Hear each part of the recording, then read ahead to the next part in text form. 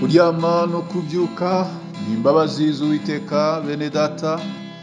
Igitondo cyiza kandi cy'umugisha cyangwa se igicamunsi cyiza bivanye naho buri wese aherereye ku migabane itandukanye y'isi.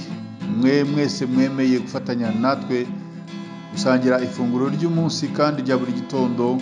Insanganyamatsiko ya none wa 12 Werurwe mwaka 2025 wa gatatu iragira iti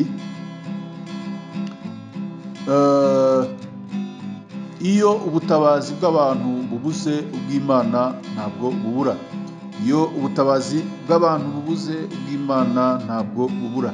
Mbere yuko dusoma ijambo ry'Imana, reka tubanze turirimbane indirimbo y'194 mu ndirimbo yo gushimisha Imana igira iti Mana nduburira amaso yanjye ku misozi. Turangiza dusome ijambo ry'Imana.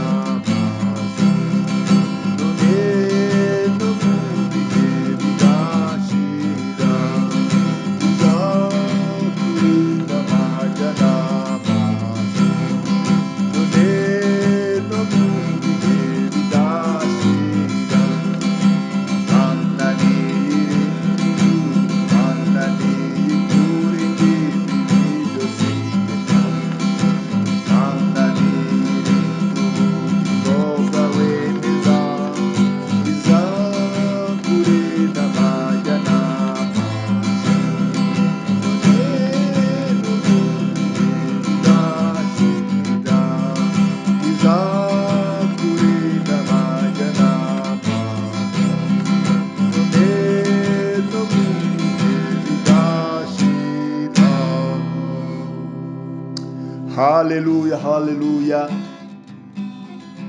Imana niyo murinzi wawe mwene data wo kwizerwa. Hari ababasha kugira abarinzi ariko bikarangira ari bo babahemukiye. Imana niyo gicucu cy'iburyo bwawe gihoraho. Manywa izuba ntirizakwica, nijoro ukwezi ntuzagutinya.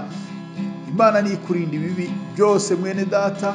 Imana nirinda ubugingo bwawe neza ikabubungabunga. Imana izakurinda amajya n'amaza none no mu bihe bidashira. Uko ugenda kugaruka Imana niyo ikurinda. Reka dusome ijambo ry'Imana muri Zaburi ya 121. Ndavuga murongo wa mbere kugeza ku 8. Haravuga ngo nduburira amaso yanjye ku misozi, gutabarwa kwanjye kuzava he? Gutabarwa kwanjye kuva ku Uwiteka waremye ijuru n'isi. Ntazakundira ibirenge byawe ko biteguza, ukurinda ntazawunikira. Dore urinda Abisirayeli ntazawunikira kandi ntazasinzira. Uwiteka niwe murinzi wawe, Uwiteka ni igicucu cyawe iburyo bwawe. Izuba ntirizakwica ku manywa cyangwa ukwezi nijoro. Uwiteka azakurinda ikibi cyose, niwe uzarinda ubugingo bwawe. Uwiteka azakurinda amajya n'amaza uhereye none ukageza iteka ryose. Mwakire neza ijambo ry'Imana. Tumaze gusoma ijambo ry'Imana muri Zaburi, itweretse neza ko Uwiteka ari we murinzi wo kwizerwa. Iyo umuntu ari mu bibazo, mu ntambara, mu ngorane, mu nzitane, arwana n'ibintu byinshi kandi bimurusha amaboko, icyo gihe aba akeneye ubutabazi, ndetse haba no ku bandi bantu nabo baba bafite imbaraga zireshya cyangwa se zisumba abo bafitanye ibibazo. Nyamara iyo abo bantu babuze, biba bikwiriye ko akenera kubona undi muntu cyangwa se imbaraga zindi zabasha kumurwanirira no kumutsindishiriza urwo rugamba. Iyo babuze rero ni ngombwa, kubera ko mu ijuru ho hari ufite imbaraga zisumba iz'abantu. Iteka habaho ubutabazi kandi bwihuse mu ijuru. Rero ijuru rigira ubutabazi, ijuru riratabara. Ushobora kubona byakurangiranye, ahubwo nyamara burya aribwo ibintu biba bigiye kugenda neza.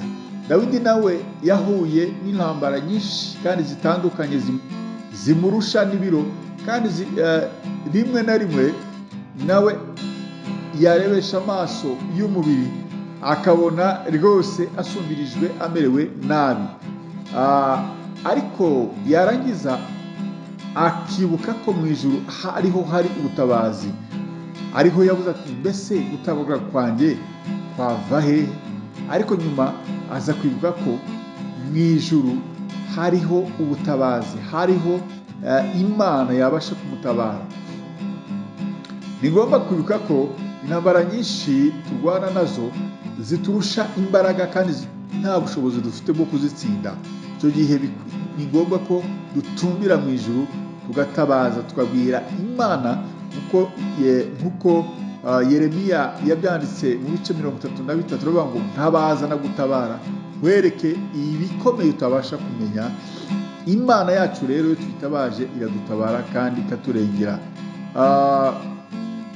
Rero Imana rero niyo dukwiye kwiyambaza mu gihe tubona nta mbaraga dufite zo kurwana n'ibiturwanya. Imana yacu niyo murengezi.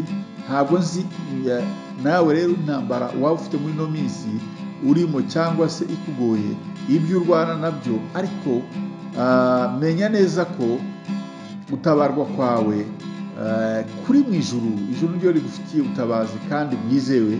Igihe ni iki rero kugira ngo utabaze Imana. Igihe nikigera uzatabarwa kandi nurangiza uzashima Imana. Ijambo ry'Imana ridufashe kandi tugire neza mwene data. Amen. Dusenge. Data, mu izina rya Yesu Kristo, sengeye mwene data ukeneye ubutabazi, ari mu rugamba, ari mu ntambara zitandukanye zimurusha ibiro, zimurusha ubushobozi, ariko yizeye neza adashidikanya ko mu ijuru hari Imana itabara. Ugire neza umurengere, mutabare kandi abashe kubona ubutabazi bwihuse. Urakoze, urakarama, bana natwe muri byose. Ni mu izina ryawe ryera Yesu Kristo tubyambaje. amen.